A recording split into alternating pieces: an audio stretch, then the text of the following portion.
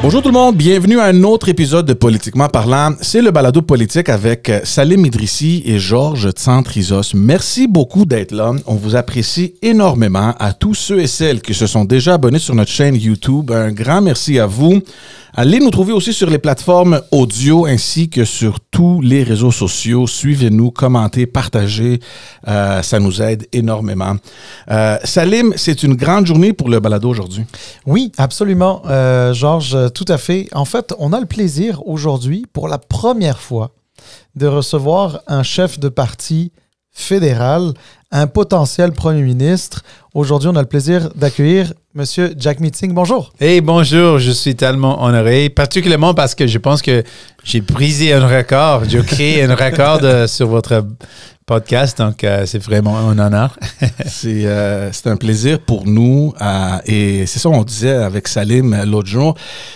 On ne s'attendait pas à ce que le balado prenne une ampleur comme ce qui est arrivé. On savait jamais ou on pensait jamais que tous les chefs des partis au Québec allaient venir. Ils sont tous venus, sauf M. Legault, on l'attend toujours. Puis là, on a dit, bon, c'est correct, on a fait ce qu'on a fait, ça va finir là. C'est impossible que les chefs du Parlement fédéral arrivent ici. Puis là, ça commence un nouveau chapitre. Donc, on espère que les autres chefs qui regardent vont prendre cet exemple-là et venir. La porte est ouverte, on veut avoir une discussion et on est passionné par la politique, ça nous motive. Puis d'avoir des gens qui sont dans votre place, qui peuvent venir ici et partager un peu leur vision. Je pense que c'est la plus-value pour tout le monde. Alors, M. Singh, juste une petite question comme ça, oui. Icebreaking, comme on dit. Oui. Vous êtes dans la région de Montréal. Oui, d'accord. Qu'est-ce qui vous amène au Québec?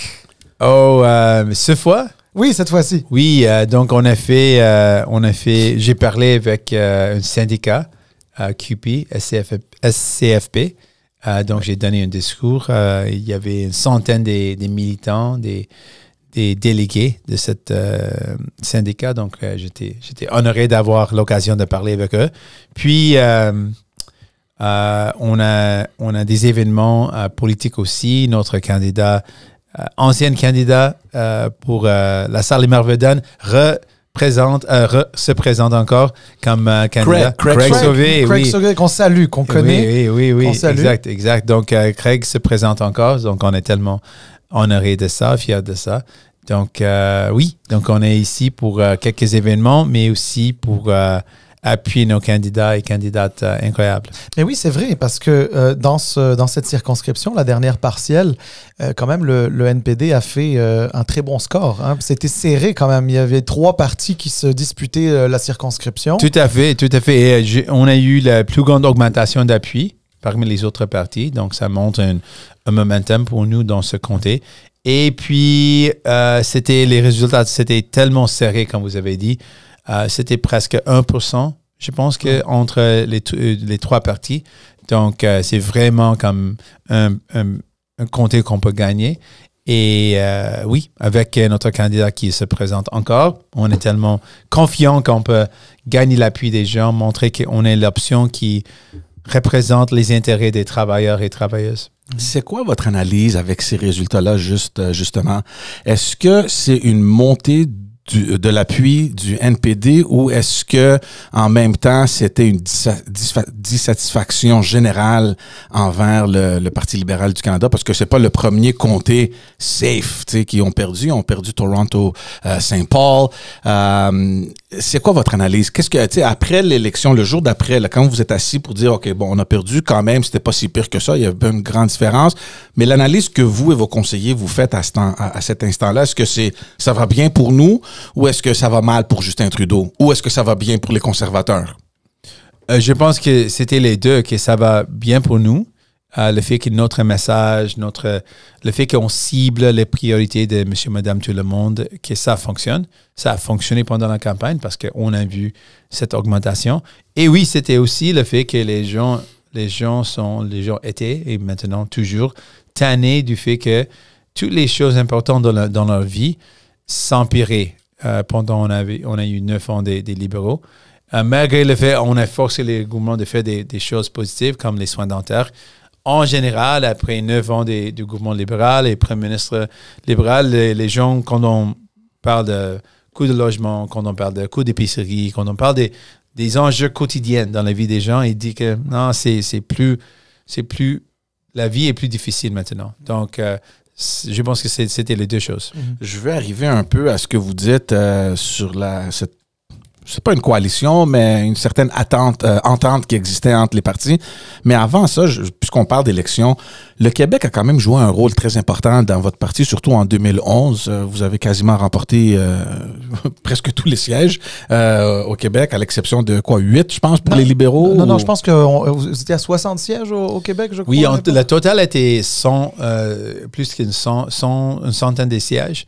Et la grande majorité, c'est venu du Québec. Donc, il y avait évidemment une vague en 2011. Quand vous regardez le contexte actuel, est-ce qu'il y a toujours ce désir-là de répéter les résultats de 2011? Est-ce qu'on se dit... C'est un moment dans l'histoire du parti. Il y avait les circonstances qui se sont rentrées en jeu, qui ont fait en sorte qu'on a gagné. C'est une vague. Est-ce qu'on peut récréer cette vague-là? Est-ce qu'il y a un espoir où le NPD deviendra ou redeviendra le premier parti au Québec? Si la question, si on veut gagner des sièges, oui, absolument, je veux gagner beaucoup de sièges, bien sûr. C'est difficile de dire si on peut recréer une vague. C'est une vague pour une raison, c'est une vague. Mais ce qui est sûr, il y a une base depuis au Québec profond. Et particulièrement, je note ça à Montréal. Quand je me promène dans les rues, les gens sont tellement comme heureux de me voir, excités. Ils disent, on aime les programmes comme les soins dentaires, merci pour le travail. Mais au-delà de ça, je pense qu'il y a un partage des valeurs. Parce qu'il y a un sentiment au Québec, le fait que ce n'est pas par hasard que le Québec a les frais scolaires les plus bas. On a un système de garderie avant-gardiste.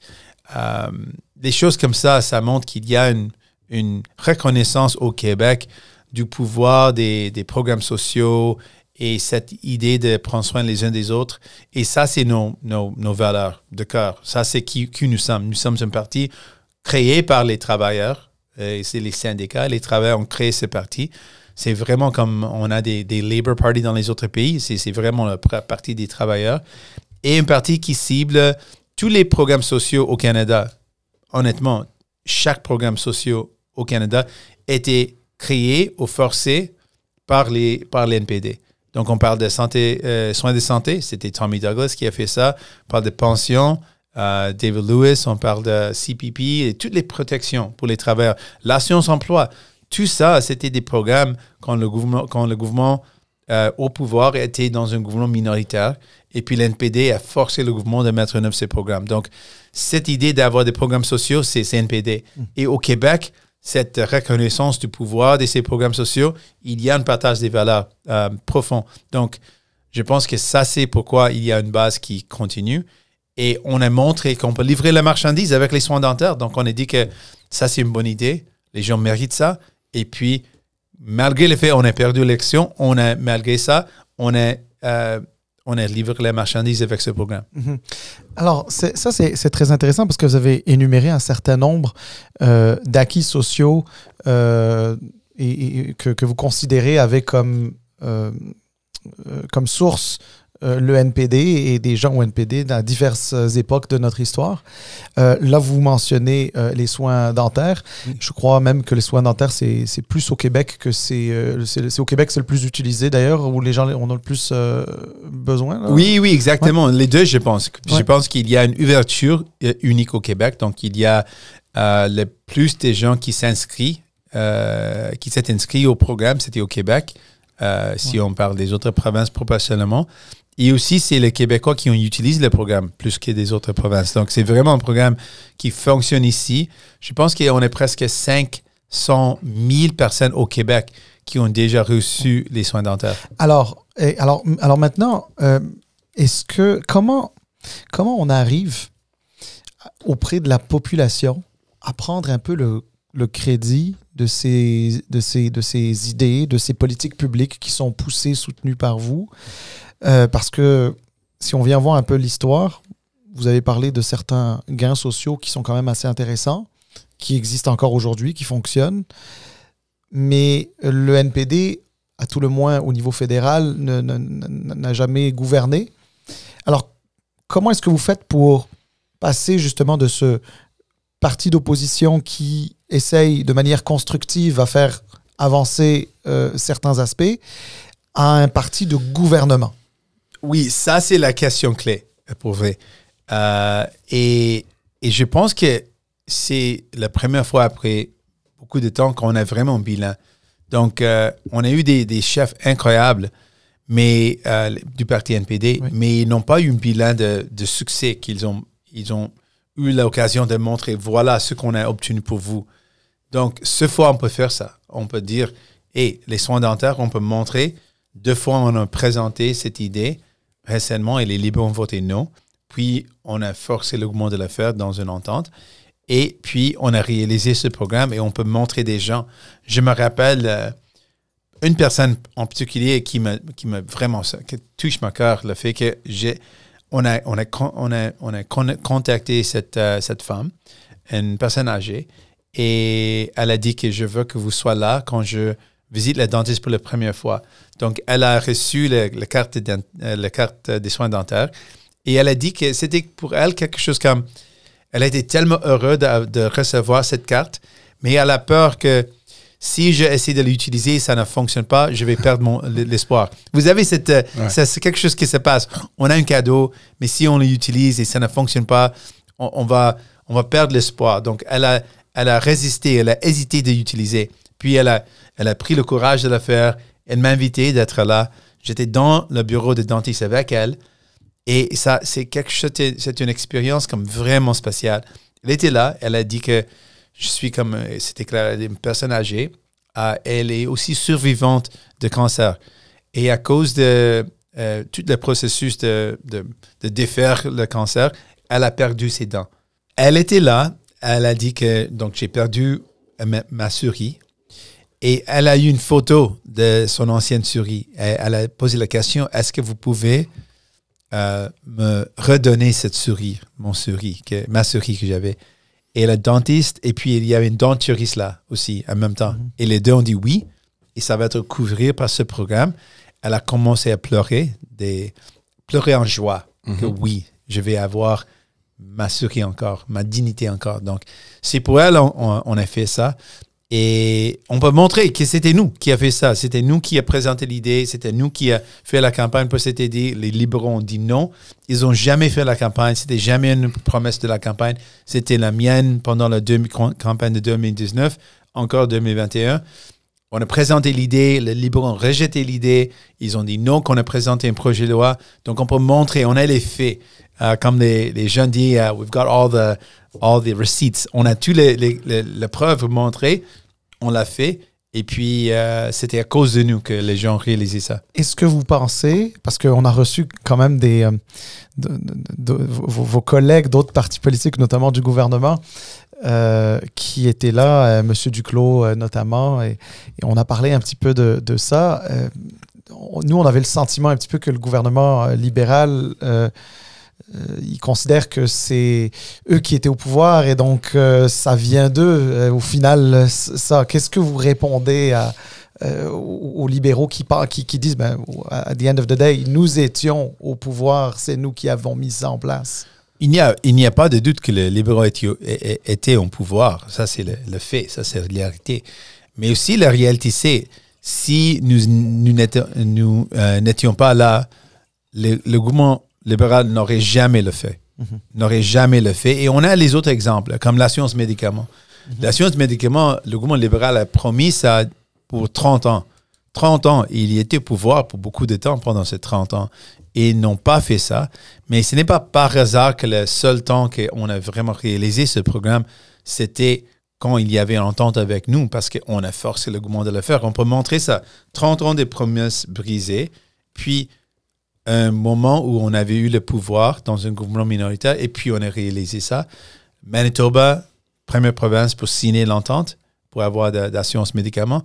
Et maintenant, deuxième province, c'est Colombie-Britannique, notamment les deux provinces avec un gouvernement néo-démocrate. Mais ce sont les deux provinces qui vont avoir l'assurance médicale universelle publique pour les diabètes et pour les contraceptifs. Et aussi, en Colombie-Britannique et en Manitoba, ils vont ajouter la thérapie hormonale. Donc, c'est grâce à nous qu'on a réalisé ça. La question que je me pose, et je pense que plusieurs posent la même question, on regarde maintenant les sondages pendant très longtemps, puis on avait justement l'autre jour Stephen Guilbeault, et on a fait une joke avec lui que pendant 2 ans, il commentait pas les sondages, les libéraux. il les commentait pas, mais tout à coup, ça va bien pour eux, tant mieux. Mais vous aviez eu l'opportunité, avec une proposition des conservateurs, de faire tomber le gouvernement, d'aller en élection. Peut-être avec le recul, c'est facile de se mettre un peu dans cette situation et de dire on aurait dû. Tu sais, en ce moment-là, ça regardait pas très bien pour vous non plus, donc c'était plus idéal de garder l'entente en place et de forcer le gouvernement à pousser un peu plus votre agenda, etc. Quand vous regardez aujourd'hui les sondages où les libéraux, je sais pas si M. Carney va gagner, tout semble indiquer que ça sera lui le prochain leader, mais tout à coup, les sondages, il y a un rebondissement dans les sondages et le NPD, il a chuté versus où est-ce qu'il se situait le mois de novembre dernier, octobre, novembre, décembre dernier. Tu sais, le soir, quand vous êtes chez vous avec votre conjointe, vous buvez votre café, votez, est-ce que vous pensez « Ah shit, j'aurais dû faire tomber le gouvernement au mois de novembre dernier? » Ce qui est intéressant, et je pense que c'est un peu difficile, particulièrement si on analyse cette décision seulement avec une lentille politique. C'est difficile de comprendre. Pour moi, je suis un peu différent comme politicien. Mon bilan, mon carrière, c'est un peu différent. Je n'ai jamais voulu vraiment devenir politicien. J'avais comme résisté beaucoup. Mon frère et des amis m'encourageaient et j'ai dit non. Il a pris comme presque 1 an essayer de me convaincre, de me présenter pour la première fois. Je n'ai pas voulu devenir politicien. Et je me souviens que j'ai dit que si je suis dans cette position, mon raison d'être, mon première priorité, c'est d'aider les gens. Donc, notre analyse pendant tout ce temps, c'était comment on aide les gens. Et mon équipe était là quand on a considéré est-ce qu'on va avoir une entente ou non. Et ils ont présenté les options. Ils ont dit que politiquement, seulement si on analyse ce qui est dans notre avantage, seulement si on regarde la question de gagner plus de sièges ou non, peut-être que c'est avantageux ou c'est préféré de ne pas être dans une entente. Mais si vous voulez faire des grandes choses, des choses qui vont prendre du temps, parce que ça va prendre peut-être 1 an, 2 ans pour mettre en place des nouveaux programmes, donc une entente est la meilleure façon de gérer les choses. Et pour moi, j'avais aucun doute. Je suis ici pour le temps que j'ai. Je suis honoré d'être chef d'un parti politique. Je veux utiliser mon temps pour aider les gens. Pour moi, c'est facile. Donc, et j'ai donné l'exemple de cette femme. Elle s'appelle Suzanne, mais elle a insisté que j'utilise son nom préféré de Sue. Donc, j'ai fait tout ça pour Sue et pour des millions de personnes comme Sue. Et pour moi, ça, c'est la victoire d'aider les gens, de changer leur vie. Et oui, je veux aussi gagner des sièges parce que je suis chef d'un parti politique, mais mon but numéro 1, priorité, c'est d'aider les gens. Donc, dans cette capacité, je suis chanceux que j'ai eu la chance de faire quelque chose comme ça. Et ça, c'est une chose. On a 25 ou 26 choses qu'on a accomplies dans l'entente. Donc, l'assurance médicaments, la protection pour les travailleurs, une loi anti-briseur de grève. C'était une loi que le NPD a voulu réaliser pour des décennies. Jacqueline a essayé, Ed Broadbent a essayé. J'étais le chef qui a réalisé cette loi qui protège les travailleurs, qui les donne plus de pouvoir pour faire face aux grandes entreprises, de big bosses. Donc, pour moi, ça, c'est le but de notre parti, de changer les choses pour les gens. Évidemment, c'est très, très intéressant ce que vous dites. Évidemment, tout cela vient aussi avec une réalité politique. Et je vais vous poser la question, je pense que je sais déjà la réponse que vous allez donner, mais je la pose quand même parce qu'on a entendu des petits chuchotements qu'il y a eu aussi beaucoup de pression dans votre caucus. Comme quoi que la décision n'était pas la meilleure, c'était pas très bien calculé, le contexte politique qui changeait d'une semaine à l'autre.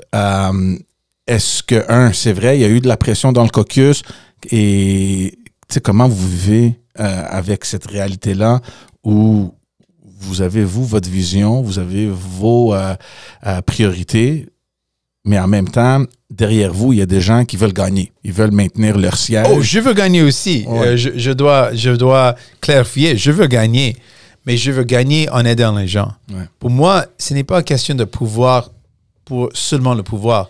Ça, c'est les libéraux, les conservateurs. Pour moi, on a le pouvoir avec un but. On utilise le pouvoir pour les gens. On utilise le pouvoir pour les travailleurs. On utilise le pouvoir pour monsieur, madame, tout le monde, les gens moins nantis. On utilise le pouvoir pour un but. Et en même temps, on veut gagner. Et je pense que on a aussi montré qu'on peut réaliser les choses. Une chose qui était soulevée quand on fait des analyses ou quand on parle avec des focus groups, on regarde ce qui se passe. Souvent, les gens disent on aime les idées des NPD.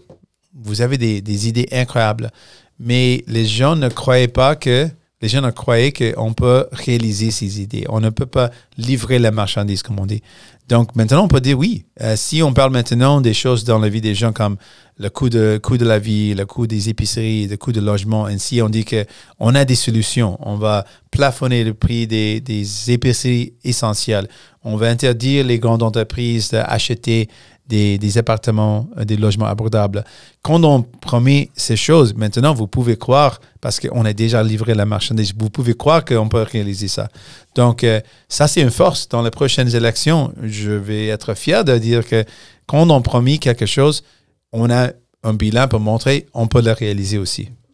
Alors, on est quand même dans un contexte un peu spécial, hein, parce que, évidemment, gouvernement minoritaire depuis 2021, l'entente entre le gouvernement et vous, l'entente déchirée au mois de septembre, le gouvernement qui arrive à survivre un petit peu, démission de Mme Freeland, démission de M. Trudeau, course à la chefferie, probablement élection dans pas longtemps. Et au milieu de tout ça, élection de M. Trump en novembre.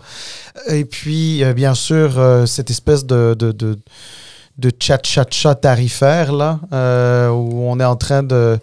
je sais pas, il y a des tarifs, pas de tarifs, le 21 janvier, non, le 1er février, and so on and so forth. Puis là, encore aujourd'hui, il y a des choses qui changent encore. On parle beaucoup de libre-échange avec les États-Unis, hein, qui visiblement fonctionne plus trop.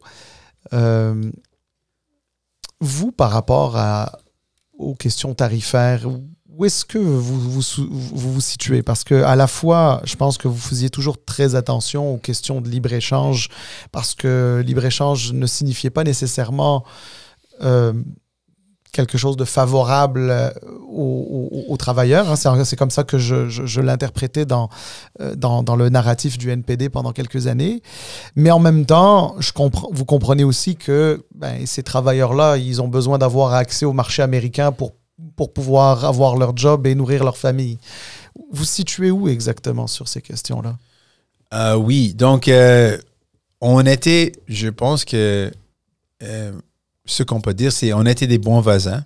Et comme les Canadiens, les Québécois, on pense que c'est une valeur importante, qu'on veut travailler ensemble avec nos voisins, on veut prendre soin les uns des autres. Ça, c'est une valeur canadienne, québécois.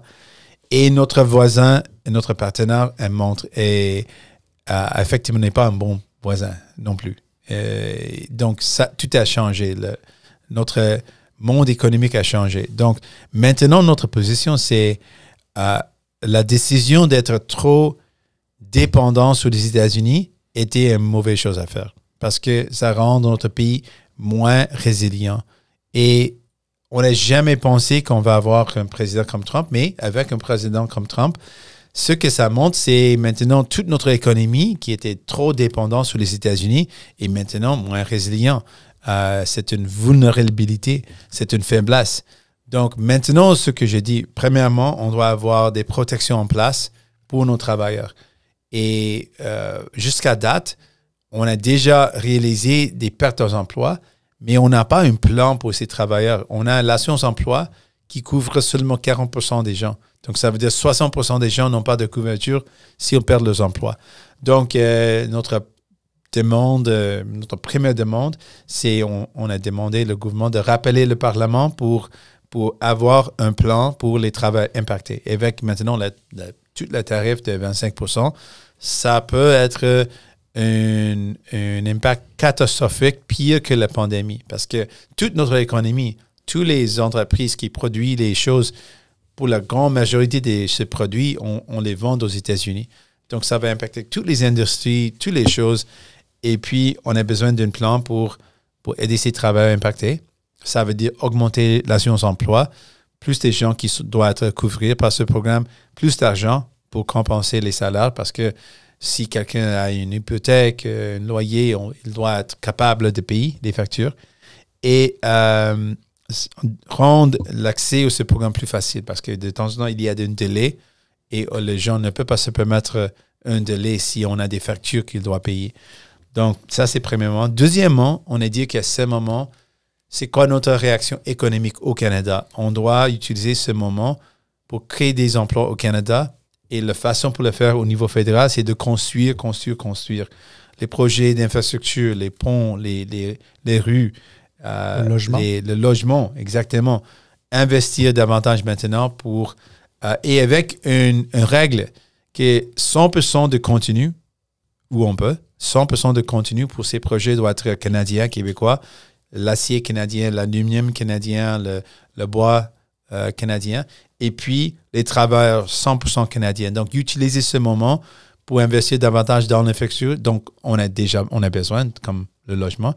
Et créer des bons emplois pour être plus résilient face à la grande menace de Donald Trump et ses tarifs. Mais alors justement, mais purement en lien avec ces tarifs, parce que là, je vois le côté plus défensif et je le comprends. C'est-à-dire, ça, c'est en partant du principe que les tarifs sont là puis que ça va nous, vraisemblablement, en tout cas selon les économistes, nous mettre en récession assez rapidement, là. Mais d'un point de vue plus offensif, parce que au Canada, on veut quand même continuer d'avoir accès au marché américain. Bien sûr, tout le monde veut diversifier les marchés parce qu'on veut pas être... En fait, on veut plus être dépendant des Américains et d'un monsieur comme M. Trump. Là, tu sais. Oui. Mais d'un point de vue un peu plus offensif, c'est quoi votre message à vous? Là? Oh oui. Message offensif, donc j'ai dit ça à plusieurs reprises et je le répète, c'est important, je pense, de le répéter. Donald Trump représente un intimidateur. C'est son façon de gérer les choses. Il est un intimidateur. Et la seule chose qu'un intimidateur comprend, c'est la force. Donc, on ne peut pas montrer la faiblesse, on doit montrer la force. Donc, je suis tout à fait d'accord avec les tarifs de représailles et de ne pas avoir des concessions. Les gens ont déjà commencé à parler des concessions. Donald Trump a brisé une entente. Effectivement, ce qu'elle a fait, c'est illégal, c'est injustifié. Comment on va donner comme un reward à quelqu'un qui a brisé une entente? Donc non, pas de concessions. Et aujourd'hui, on a annoncé particulièrement, on ne va jamais avoir des concessions sur des valeurs qui sont chères à nous. Donc comme nos valeurs comme la culture québécoise, la langue française, la gestion de l'offre, nos ressources. Donc jamais de concessions sur ces valeurs. Et en général, pas des concessions. Pourquoi on va donner des concessions à quelqu'un qui a brisé effectivement la loi, a brisé une entente? Alors, Jack Meeting et Doug Ford, ils s'entendent là-dessus. C'est ça, j'allais justement poser la question. Ouais. Je suis tellement contre Doug Ford dans tous les autres secteurs. Comme il veut privatiser, je suis contre ça. Il veut donner des cadeaux à ses amis, je suis contre ça. Il coupe dans l'éducation, coupe dans la santé. Mais dans le cas de Donald Trump, oui, ici, on peut dire qu'on est d'accord qu'on doit... Il y a la bonne approche. Oui, on doit s'attaquer directement avec la confiance, avec la fierté que nous sommes Canadiens, nous sommes Québécois et défendre notre pays. Oui. Là, on est d'accord, mais dans toutes les autres façons, tout à fait, Pas d'accord. C'est On entendu. va juste clipper le morceau ici. On est d'accord. C'est pourquoi j'ai essayé d'être clair. Et une chose que j'ai fait, et c'est un regret. Il y avait une émission. Et à l'époque, je l'ai trouvé intéressant l'idée. C'était en anglais, c'est Blind Date avec deux politiciens complètement différents. Donc, ils ont choisi moi comme un. Et j'étais je suis quelqu'un qui fait du vélo souvent. Donc, j'étais pour les pistes cyclables.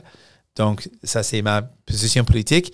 Et puis, à l'époque, il était conseiller municipal. Donc, ils ont choisi Doug Ford parce qu'il était contre les pistes cyclables et pour des grandes voitures dans les centres-villes. Et donc, on a eu une discussion. Et le regret, c'est le fait que pendant cette discussion, il me semblait que, peut-être pour les gens qui ont regardé l'émission, qu'on a eu une bonne discussion. On n'était pas d'accord, mais on était ensemble. Et je pense que ça a montré un visage qui n'était vrai de Doug Ford. Il a montré un gars qui était raisonnable. Et mon regret, c'est qu'il n'est pas raisonnable. Il est contre toutes les choses qu'on tient au cœur, comme notre système de santé publique. Il est contre investir dans l'éducation, contre les investissements dans les villes. Et mon regret, c'est j'ai donné peut-être à lui une opportunité ou une occasion d'être comme plus raisonnable. Et donc, ça, c'est un regret. Je veux revenir un peu à la proposition que vous faites de ramener le Parlement. Et il faut comprendre la situation complètement ridicule dans laquelle on se trouve. Comment est-ce qu'on va ramener le Parlement pour siéger et pour prendre des décisions sur des questions vraiment sérieuses quand le parti qui gouverne n'a pas de chef ou, bon, l'argument de ce bord-là, c'est oui, on a un chef, mais en réalité... En tout cas, ils sont en course au leadership. Quand est-ce qu'ils vont revenir? Est-ce qu'on va revenir avec le nouveau chef? Le nouveau chef, en attendant, il n'y a pas de siège. Il y a un manque de logique complètement. Même si votre proposition pourrait avoir du sens, en termes pratiques, ça se fait pas. Et c'est juste le scénario un peu ridicule dans lequel on se trouve depuis le mois de décembre. Tu sais, il y a un gros point d'interrogation. Et les Canadiens, partout, d'une côte à l'autre, là, se demandent qu'est-ce qui se passe à Ottawa. Et c'est pas juste à partir du mois de décembre. Le Parlement est complètement dysfonctionnel depuis le mois d'août, quand vous avez repris la session parlementaire. Donc, tu sais, le message, qu'est-ce que vous envoyez comme message aux Canadiens? Et je vous blâme pas, évidemment, parce que vous n'êtes pas au gouvernement. Évidemment, les conservateurs vont dire, ben nous, on a fait une proposition de faire tomber le gouvernement, puis les NPD, ils ont voté contre. Les conservateurs ont quand même bloqué le Parlement au mois d'automne. Ben oui. C'est leur tactique. C'est leur tactique à eux qui a fait qu'on soit là. Mais plus spécifiquement, avec la menace maintenant des États-Unis, c'est comme... Moi, j'ai jamais vu un scénario comme ça où le Parlement est complètement, tu sais, les mains liées. On peut rien faire. Je pense que il y a un élément de ce que vous avez dit qui vous avez raison, le fait que les libéraux ont positionné notre pays dans une mauvaise position à cause de tout ça. Mais malgré ça, ils ont, par la loi, par tous les protocoles, on a eu une première ministre, il est déjà là. Donc, quand on a demandé la première fois qu'on rappelle le Parlement, c'était en mois de février. Le premier ministre était le premier ministre. Il est toujours le premier ministre. Il peut le faire. On a tout un gouvernement libéral avec tous les ministres, avec tous les députés et avec tout un parlement avec les autres partis. Il n'y a aucune raison pour laquelle on ne peut pas avoir une session de parlement où on siège, on parle de qu'est-ce qu'on peut faire. À ce moment, le premier ministre est en train de discuter, de négocier avec le président des États-Unis. Donc, on peut le faire au Parlement aussi. Deuxièmement, ils ont promis de faire quelque chose. Ils ont parlé des changements pour l'assurance-emploi. Donc, ils ont déjà promis ça. On peut le faire et il n'y a aucune raison pour laquelle on ne peut pas changer le système pour qu'il puisse être là pour plus de travailleurs. Finalement, le chef du Parti libéral va être choisi dans 3 jours. Donc, il n'y a aucune raison pour laquelle on ne peut pas avoir une session de Parlement. Même si Carney est choisi, il n'a pas un siège, il peut quand même gérer les affaires, il peut donner sa direction et puis les autres vont suivre cette direction. Donc, on peut faire tout ça. Et j'ai dit que pour moi, la priorité est ce moment, dans cette crise. C'est vraiment une crise. C'est vraiment une session d'urgence Si maintenant on demande le rappel du Parlement, pas pour un Parlement normal, c'est une session d'urgence comme on a fait pendant la pandémie. Donc, ce qu'on doit faire, c'est avoir une session d'urgence, mettre en place des protections pour les travailleurs, un plan pour créer des emplois, et puis après avoir une élection. Je dis que je suis prêt à dire que maintenant, c'est le temps de faire ces choses avant, et après ça, on peut avoir une élection. Si ça prend plus de temps, je suis à l'aise avec ça. Je suis à l'aise de fait, on peut prolonger un peu la date des élections pour aider les travailleurs, pour répondre à cette crise. C'est vraiment une situation urgente. Et pour moi, ce que je ne comprends pas, c'est le gouvernement libéral qui ne prend pour sérieux la situation. C'est vraiment, comme j'ai dit, potentiellement pire que la pandémie. Et pendant la pandémie, tous les partis ont travaillé ensemble pour aider les gens. On doit faire ça à ce moment. Je ne peux pas comprendre aucun chef de parti politique d'opposition qui va s'opposer des mesures qui aident les travailleurs impactés par des tarifs ce n'est pas la faute des travailleurs. Donc, on doit avoir des protections pour eux. Ouais. Juste pour jouer l'avocat du diable aussi en même temps, il y a tellement une imprévisibilité que même si vous ramenez le Parlement à siéger pour une session d'urgence, vous prenez des décisions sur quoi exactement? Parce que de l'autre côté, mais on n'est pas sûr. Est-ce qu'il va y avoir des tarifs le mois prochain, la semaine prochaine? Là, il en met, il les retire. Il y a tellement une grande imprévisibilité que ça vous met aussi, vous, comme député, dans une position difficile parce que comment vous réagissez? Qu'est-ce que vous préparez? Qu'est-ce que vous mettez en ordre d'importance alors qu'on ne sait pas qu'est-ce qui va se produire? C'est un climat un peu étrange.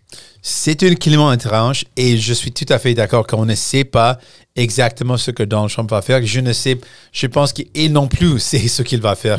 Chaque jour, il change sa décision. Mais on sait deux choses. Seulement les menaces des tarifs ont déjà fait en sorte que les gens perdent les emplois. Donc, la perte des emplois, ça, c'est une menace qui est là. Avec le 25%, les tarifs à ce moment, perte des emplois, ça, c'est vrai. Ça, c'est clair. Si elle augmente les tarifs, s'il y impose, ça ne change pas la réalité avec les menaces et avec les tarifs qui sont déjà là, les tarifs sur l'aluminium et l'acier et les tarifs qu'il a mis il y a un jour, 2 jours, ça va impacter les travailleurs. Donc, premièrement, on doit avoir un système qui est là pour ces travailleurs. Donc, numéro 1, ce que je vais faire, je pense qu'on doit faire, c'est d'avoir une assurance emploi qui est là pour les gens. Ça, c'est numéro 1. Et deuxièmement, ça, c'est où c'est pas exactement clair, mais c'est clair qu'on a besoin d'infrastructures, on a besoin de logements, par exemple, et à cause des tarifs, on va avoir des projets de logement où les organismes communautaires vont dire on a planifié un tel montant, mais à cause des tarifs, le montant n'est pas toujours précis parce que le coût a augmenté. Donc, on ne va pas continuer avec ce projet. On peut sauver ce sort de projet avec un investissement du niveau fédéral. Ça va créer des emplois et garder ces programmes, ces projets de logement qui sont en péril à ce moment. Parce que, comme vous savez, avec une augmentation des tarifs, ça va augmenter les prix. Et pour les organismes communautaires, ils sont tellement précis. Donc, si c'est un montant, ils n'ont pas plus d'argent. Donc, si le montant est plus que ce qu'ils ont prévisé, ils vont arrêter le projet. Donc, on peut sauver ces projets. Il y a des projets d'infrastructure qu'on a besoin de faire aussi. On peut investir davantage pour créer des bons emplois et on peut protéger les travailleurs. Ce sont les deux choses qu'on fait. N'importe quoi Donald Trump fait, on est déjà dans cette situation. Donc, juste si je reviens juste 2 minutes en arrière, dans le fond, c'est que ce que vous dites, c'est qu'il serait judicieux de rappeler le Parlement, puis vous, est-ce que vous donneriez la garantie au Parti libéral du Canada que vous n'allez pas le renverser immédiatement? Parce que si en fait, votre argument, c'est que vous voulez revenir au Parlement pour passer des mesures d'urgence, etc. Donc, forcément, vous n'avez pas d'intérêt à faire tomber le gouvernement à ce moment-là. Parce que sinon, finalement, c'est comme si vous travailliez à l'inverse contre les mesures d'urgence. Exact. Okay. C'est tout à fait ce qu'on a fait une conférence de presse à Ottawa il y a quelques jours et j'ai dit la même chose parce que on se retrouve vraiment maintenant dans une situation de crise. Ce n'est pas... Dans le passé, en mois de février, c'était un potentiel. Et on a dit qu'on doit être prêt pour cette potentiel. On est dedans, la crise. Et c'est là. Ils ont déjà mis des tarifs sur notre économie. Comme vous avez mentionné, les économistes ont déjà dit que ça va plonger notre pays dans une récession. C'est déjà fait. Est-ce que ça va être pire encore? Ça, c'est un potentiel, mais non, déjà dans cette situation. Mais alors, d'un point de vue technique parlementaire et fédéral, je veux dire gouvernemental, normalement, il y a des crédits qui sont votés 3 fois par année au Parlement, là, ce qui permet donc au gouvernement de rouler.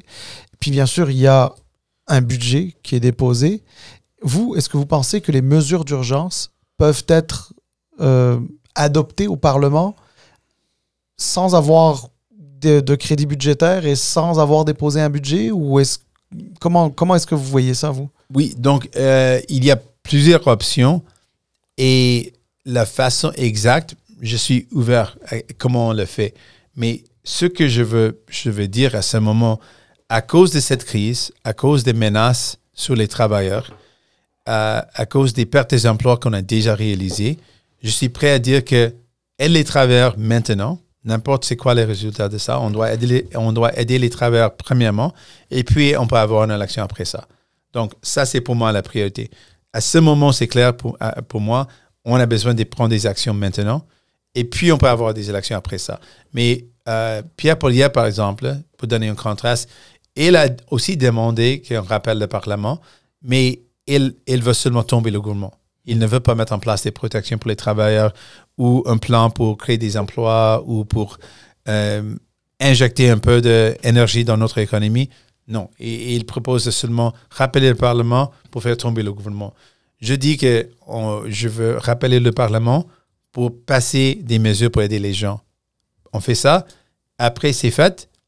Je suis prêt d'aller en élection. OK. Alors là, on est le 6 mars. Le 9, on va savoir qui est le prochain chef du Parti libéral du Canada, qui va devoir aller voir la gouverneure générale là, pour pouvoir devenir premier ministre dans les jours qui vont suivre. Est-ce que vous avez un préféré ou une préférée dans cette course?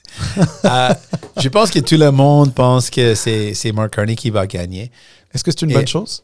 Non. I mean, c'est aux libéraux de décider, mais Mark Carney comme premier ministre, c'est pas une bonne chose pour les gens. Et je vais expliquer pourquoi. Si la question c'est qui est le meilleur pour gérer l'économie, pour aider les PDG, pour les riches, les ultra riches, oui, ça c'est Mark Carney.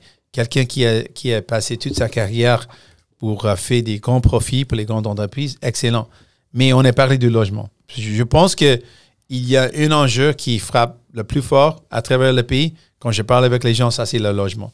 Les gens ne peuvent pas se permettre de payer les factures, payer les loyers, ni acheter une maison.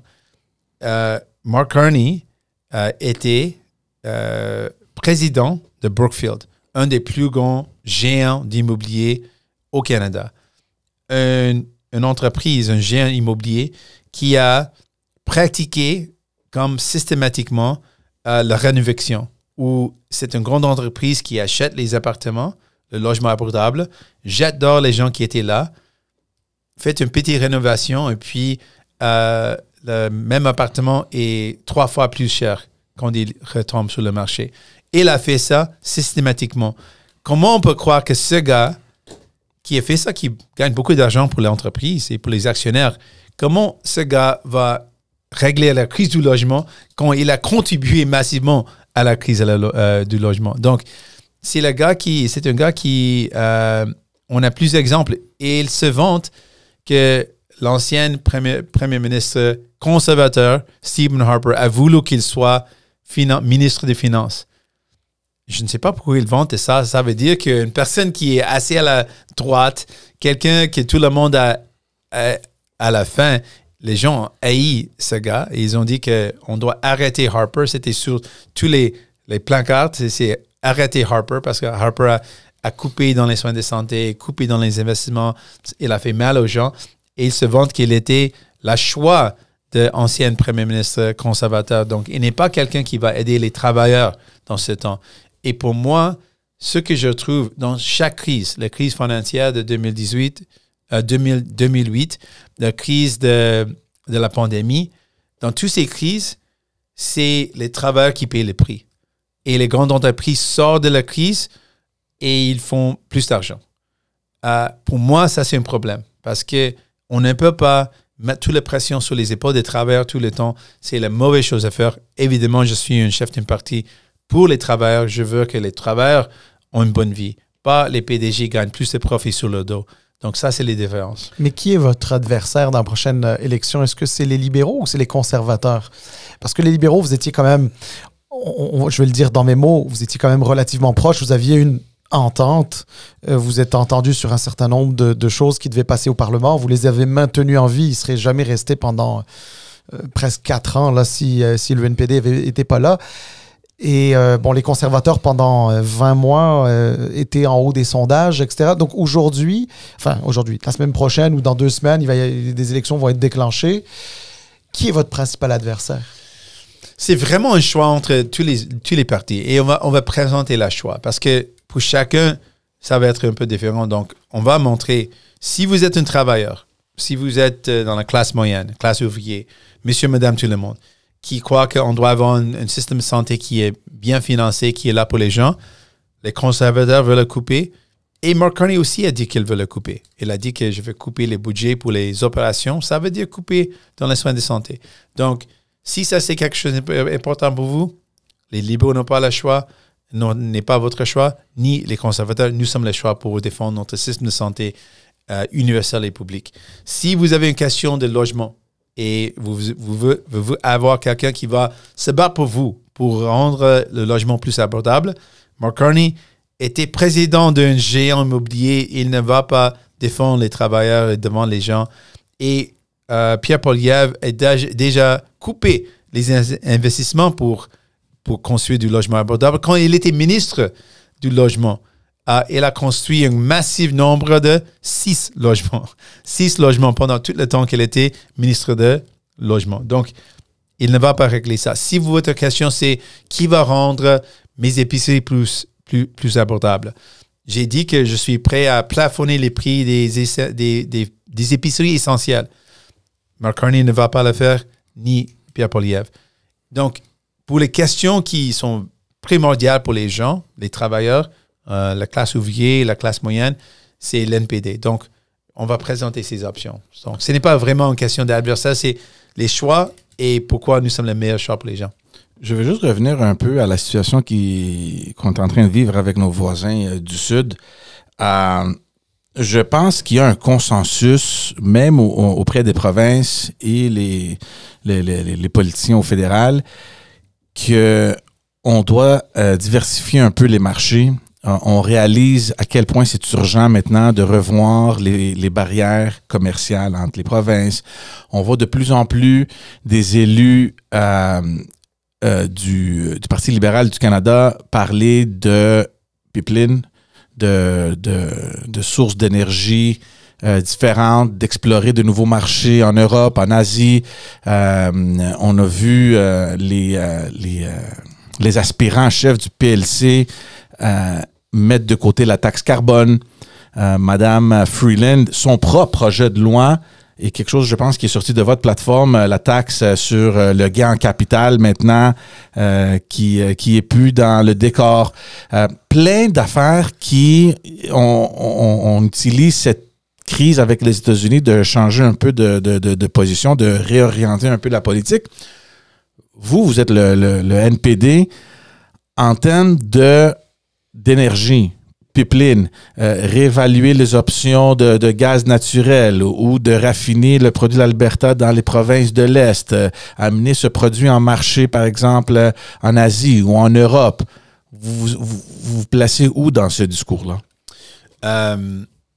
Donc, quand on parle des grands projets d'infrastructure, je suis contre comme un projet comme Energy Est. On a déjà se prononcé contre. Je ne vais pas faire comme Mark Carney qui a dit oui.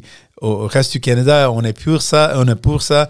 Et au Québec, il a dit il est contre ça. Je dis la même chose. N'importe où je suis contre cette sorte de projet. Quel projet est-ce que je favorise? Je favorise un projet comme une électrification Est-Ouest. Parce qu'on a beaucoup d'énergie qui est propre et qui est abordable, qui n'est pas trop cher. Et on doit connecter tout le pays. On peut créer un climat pour l'industrie, un climat pour les technologies où on a accès à une énergie qui est moins chère et qui est propre. Donc ça, c'est un projet que je veux investir dedans. En général, avec les projets d'énergie, j'ai quelques critères. Et si ces critères sont satisfaits, je suis ouvert à ces projets. Donc, les critères, c'est est-ce que c'est un projet qui va créer des bons emplois? Est-ce que c'est un projet qui suit nos règles de l'environnement? Est-ce que c'est un projet dans lequel on travaille ensemble avec les communautés autochtones? Donc, si un projet suit ces éléments, donc c'est un projet, je suis ouvert à... et c'est aussi... primordialement, si un projet a l'acceptabilité sociale. Et si un projet a tous ces critères, oui, c'est un projet que je suis prêt à considérer. Mais ça a l'air de plus en plus que ces critères-là rentrent et se remplissent, ces critères-là, avec des projets d'oléoduc, de pipeline. Le seul point d'interrogation, ça serait peut-être sur la question environnementale. Mais on a eu plusieurs personnes ici qui nous ont dit qu'un pipeline, de mettre du pétrole dans le pipeline et de l'envoyer à l'est, c'est beaucoup plus sécur que d'avoir des trains ou que d'avoir des bateaux qui risquent de créer des dommages, soit dans le fleuve Saint-Laurent, où on a tous vu le dommage avec lac Mégantic. Donc, si ces critères-là se satisfassent, c'est ça, comme ça qu'on... Sont satisfaits. Dans votre liste, pourquoi pas d'avoir des pipelines? Ça, c'est pourquoi j'ai dit je suis ouvert au projet, même si c'est un pipeline, si ces quatre critères sont satisfaits. Mais ce n'est pas ma préférence. Ma préférence comme projet, pour vraiment bâtir un pays plus résilient, c'est de connecter tout le Canada Est-Ouest avec une électrification. Ça va créer des bons emplois. Ça va aussi créer un bon climat. Et ça va nous donner une occasion parce qu'on a beaucoup d'énergie durable, comme au Québec, en Manitoba, en Colombie-Britannique. On peut vraiment avoir un pays avec beaucoup d'énergie qui est propre, mais aussi qui est pas trop cher. Et ça, c'est les conditions pour avoir des bonnes industries. Une raison pour laquelle on a un secteur d'automobile, des voitures en Ontario, c'était à l'époque, pour les usines, il y avait un grand montant d'énergie qui était pas trop cher. Ça, c'est la condition qui a fait en sorte qu'on ait cette industrie en Ontario. Même chose au Québec. Un grand parti pour lequel on a une industrie forte au Québec, c'est grâce au fait qu'on a des prix d'électricité qui ne sont pas trop élevés. Donc, ça, c'est un investissement pour notre pays qui va nous aider. Quand j'ai parlé avec, à l'époque, c'était SPD, le parti social-démocrate qui était au pouvoir en Allemagne. J'ai parlé avec le président, avec le ministre des Finances, et ils ont dit que pour nous, pour le futur, on a besoin de hydro vert. Ça veut dire hydro qui est propre. Hydrogène qui est propre. Donc, pour l'énergie, pour le futur, pour la résilience, pour notre pays, pour le long terme, je pense que des investissements dans l'énergie propre, ça, c'est la meilleure façon de gérer. Alors, écoutez, puisque le temps file, oui. Je veux quand même aborder avec vous un sujet qu'on n'a pas abordé rapidement quand même, parce que c'est important pour nous. On est un podcast en français pour une raison, on est au Québec. Le Québec, bon d'abord, bravo, c'est pas la première fois qu'on va vous le dire, mais bravo pour votre français, parce que honnêtement, on a eu une discussion très fluide et donc c'est très agréable. Je suis fier de ça parce que pour moi, c'était un travail d'amour. J'ai jamais habité dans une ville francophone, jamais pris des cours d'immersion. C'est un travail que j'ai fait parce que j'adore la langue française. Alors, d'ailleurs, vous l'avez appris comme ça, vous avez décidé d'apprendre le français? Oui, je l'ai décidé quand j'étais jeune et c'était tellement par hasard. Donc, vous devez considérer la position de mes parents. Je suis un enfant des immigrants dans une ville complètement anglophone et un jour, j'ai dit que je veux apprendre le français. Et ils étaient un peu surpris, mais ils étaient comme tellement, ils m'ont appuyé beaucoup. Ils disent, si vous voulez, bien sûr. Donc, ils ont trouvé comme une enseignante pendant l'été avec laquelle j'ai pratiqué. Donc, c'était tellement par hasard. Et une raison intéressante, c'était, j'étais dans une école où, pour la plupart, j'étais une école aux États-Unis, où la plupart des enseignants de français étaient de la France ou des États-Unis, avec une seule exception. C'était dans ma 6e classe. C'était M. Tremblay, qui était le seul enseignant du Québec. Et il a donné une explication que j'ai jamais, à l'époque, je ne savais pas, que ce qui s'est passé avec les Français, les gens qui parlent français au Québec, comment il était comme opprimé à toute l'histoire. Il a donné des exemples de ses parents qui ont vécu de la discrimination à cause du fait qu'ils parlent français. Et j'ai trouvé une similarité entre la situation des Québécois et la situation de mes parents, qui sont une communauté minoritaire dans l'Asiatique Sud. Et on parle une langue minoritaire qui était attaquée aussi. Donc, une raison pour laquelle j'ai décidé d'apprendre le français, c'était une solidarité avec M. Tremblay, parce que j'étais tellement impressionné par lui. Et puis, j'ai tombé en amour avec la langue. Donc, j'ai vraiment essayé de toujours m'améliorer. Pendant que j'étais chef pour les 7 années, comme chef, j'ai toujours essayé de m'améliorer. Donc, j'adore chaque fois que les gens notent une amélioration de mon français. Ah, mais en tout cas, c'est impeccable parce qu'on n'a eu aucune difficulté à vous comprendre ou à échanger avec vous. Mais écoutez, alors, je voulais parler du Québec. Oui. Évidemment, les relations fédérales, provinciales sont toujours particulières. J'aime pas dire complexes parce qu'elles sont complexes avec toutes les provinces. Oui. Mais elles sont très particulières lorsqu'il s'agit du Québec. Bon, on a déjà entendu M. Legault demander aux gens de voter pour les conservateurs parce qu'il considérait que les libéraux et les néo-démocrates étaient trop centralisateurs. Justement, on a parlé de la question des soins de santé, des soins dentaires. Et c'est perçu par beaucoup de gens au Québec et peut-être aussi par les gens au gouvernement comme étant une forme d'ingérence dans un champ de compétences provincial. Avant de vous entendre là-dessus, juste pour vous dire, sur ce même podcast, on a reçu des gens du gouvernement libéral, M. Duclos, entre autres, pour ne pas le nommer, qui, lui, nous disait, mais non, on n'a pas du tout, on n'est pas rentré du tout dans les compétences de la province parce que il ne s'agit pas ici de comment pratiquer la médecine. On ne gère pas un hôpital, on ne gère pas des cliniques, on ne gère pas tout ça. Dans le fond, c'est une opération financière plus qu'autre chose. Mais alors justement, sur les questions d'ingérence, on a parlé beaucoup d'ingérence du fédéral dans les affaires du Québec. Qu'est-ce que le NPD, qu'est-ce que vous, comme chef du NPD, avez à dire là-dessus? Oui, je pense que c'est une question importante, particulièrement au Québec. Je pense qu'il y a une sensibilité unique, donc vous avez tout à fait raison. Donc, premièrement, je pense que je respecte. Je suis avocat, ancien avocat. Je comprends il y a une séparation des pouvoirs entre le gouvernement fédéral et le gouvernement provincial. Je respecte ça. Je respecte la séparation et je respecte les champs de compétences. Absolument. Et en même temps, je suis aussi quelqu'un qui pense qu'on peut améliorer la vie des gens en travaillant ensemble. Donc, pour moi, si on peut trouver des solutions ensemble, ça, c'est mieux. Et pour moi, le résultat final, c'est la vie des gens. Pour une personne âgée qui ne peut pas soigner ses dents, si je peux trouver une solution où on peut payer les factures pour ces gens pour qu'ils puissent soigner ses dents, soigner les dents, ça, c'est quelque chose de positif. Je pense que ça, c'est quelque chose de bon.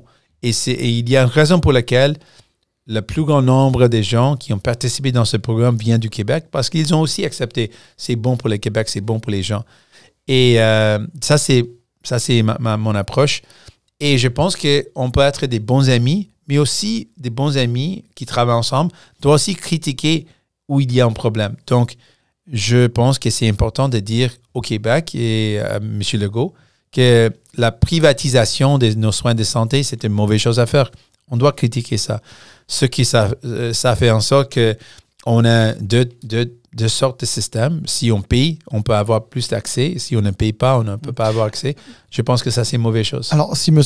Legault était assis à côté de nous là maintenant, il dirait, oui, mais M. Singh, par exemple, l'argent qui sert pour les soins dentaires, transférez-le au Québec, puis nous, on va s'en occuper. C'est ça qu'il aurait dit. Je ne suis pas en train de défendre sa position, on jase, comme on dit. Oui, ils n'ont pas mettre en place un programme comme ça. On est ouvert de discuter comment on peut améliorer les programmes s'il y a une façon de faire ça. Mais ce qu'on a fait, on a payé les factures pour les personnes âgées. On a payé les factures pour les enfants pour qu'ils puissent soigner leurs dents. Donc, on peut faire ça. s'il y a une façon d'améliorer accès à ce programme, on travaille ensemble, on est ouvert à faire ça aussi. Mais ce que j'ai dit à l'époque, je ne peux pas accepter une situation où les Québécois reçoivent moins de couverture que le reste du Canada. Donc, ça, c'est le péril de ne pas aller de l'avant avec un programme où on paye la facture. C'est le Québec a moins de couverture. Et moi, je n'accepte pas ça. Je pense que les Québécois et Québécoises méritent la même couverture que le reste du Canada. Le temps file. Peut-être une dernière question. Préparation électorale, les affiches, est-ce que sont faites? Les photos sont prises? Oui. Le terrain est prêt? L'avion est réservé? L'avion est réservé. L'autobus est prêt. On a pris beaucoup de photos. On a enregistré les publications. Donc, on est prêt. Mais malgré le fait qu'on est prêt, on a notre financement. Tout est prêt. Mais quand même, je dis que c'est maintenant le moment d'aider les travailleurs, mais aider les gens avant d'une élection. Donc, je suis prêt de ralentir tout ça. Je suis prêt de mettre en pause tout ça pour, premièrement, aider les travailleurs. Et puis, on va avoir une élection. J'adore les campagnes électorales. Mon bilan montre que je suis quelqu'un qui, pas seulement aime les campagnes, mais je fais un bon job pendant la campagne. Donc, je suis prêt. J'ai une bonne vision pour le pays. J'ai une bonne vision pour les gens. Et j'ai hâte de partager ça. Moi, j'ai hâte de voir le débat en français entre M. Carney et vous. Oui. On va voir. Mais il n'y a pas de... je te le dis déjà. Puis on l'a déjà dit sur le podcast, il n'y a pas de compétition. Je l'ai dit pratiquement à chaque épisode qu'on fait avec Salim, où c'est juste moi et lui, j'ai dit, ils vont le manger en français et en anglais. Moi, je le dis. Moi, je fais pas... It's on the record. J'ai pas fait d'éditorial. Moi, je parlais du français, mais c'est ça. Mais M. Carney, s'il nous entend, il est bienvenu aussi. M. Singh, merci beaucoup. Ce fut vraiment très intéressant et très agréable de discuter avec vous. Alors, on va vous souhaiter la meilleure chance, la chance que méritent les Canadiens. Merci beaucoup. Merci. Merci beaucoup tout le monde. Allez nous suivre, abonnez-vous et on vous revient la semaine prochaine avec de tout nouveaux épisodes. Merci tout le monde. Ciao.